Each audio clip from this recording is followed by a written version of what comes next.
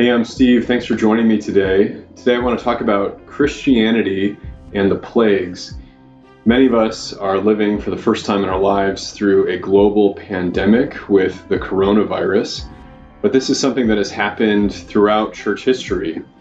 And one of the surprising things that has happened in the history of the church is that plagues, at least on some occasions, rather than breaking down Christian community, have actually served to build it up. In the ancient Roman Empire, Christianity was a fairly small percentage of the population. In the early centuries, maybe only 5 to 10% of the empire identified as followers of Jesus.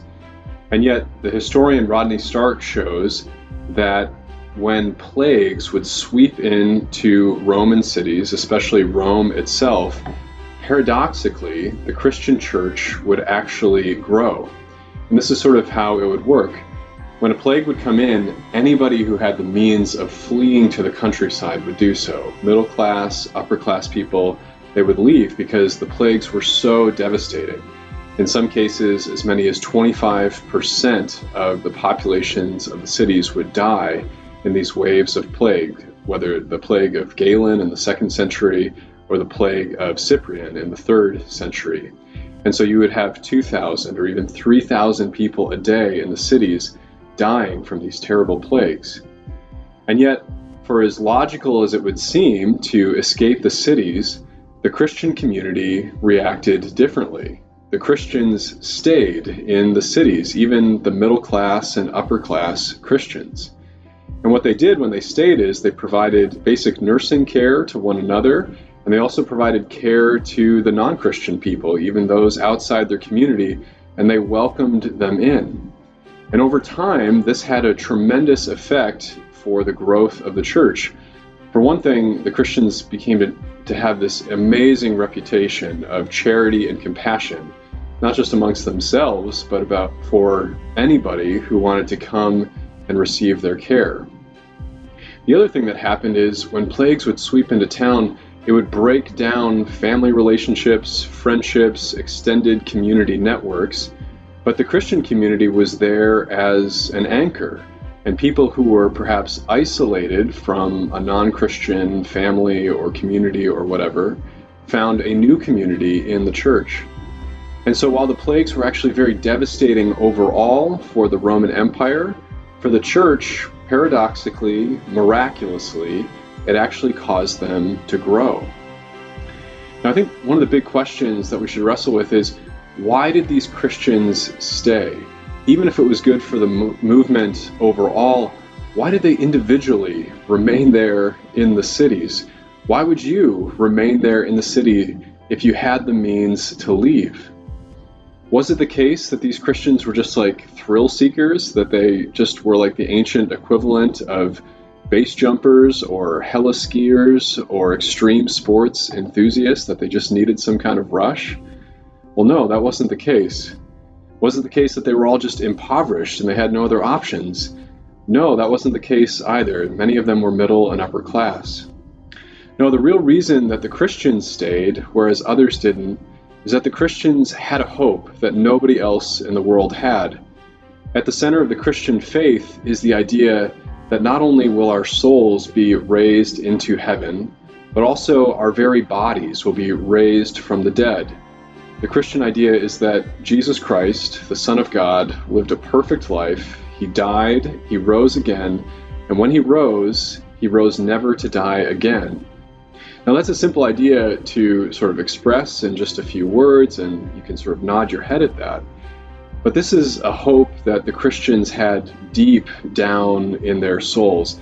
They believed in the essence of what Jesus said, which is that if you have faith in him, then your body, your physical existence, will go on forever. And what that means is that you can have this amazing bravery in the face of anything this world throws at you, including terrible plagues. Because whether the plague claimed their lives or not, these early Christians believed and they knew in their hearts that they were safe because of what Jesus had promised them. Now, in this sense, it is actually not the case that the Christians were irrational for staying in the city. They were actually being rational. If you have confidence in the resurrection of your body, then it makes sense for you to stay in the city and to care for those who so desperately need your help. All of this contributed to the reputation of the Christian church as a community of bravery, a community of self-sacrifice, above all, a community of love. And through the plagues and the church's witness in them, Rodney Stark and other historians have made the case that this was one of the main ways that Christianity eventually Christianized the entire Roman Empire, and eventually through the empire, the Western world. Now in our day, in 2020, I don't think that Christians should apply exactly the same tactics as we face the coronavirus. For one thing, in God's providence, we're so blessed to have a huge healthcare system and so many doctors and nurses who are serving bravely to protect our communities today. And so I don't advocate now that Christians all over the world should be providing basic nursing care when there are those who can do it more effectively.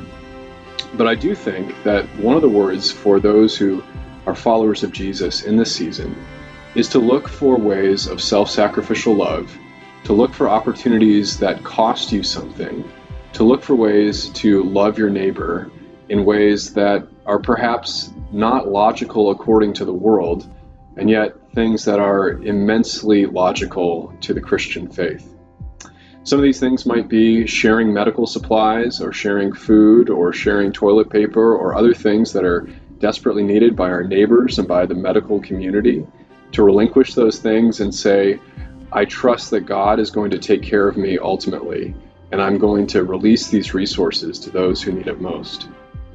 It also means that in this season that we should be people who are eager to reach out and pray for the elderly and for the isolated, to not take these hours and days and weeks and however long this isolation may tend to be, and to turn our focus inward, but to spend this time that God has given us to direct it outward, and in every way to pour our lives out for others.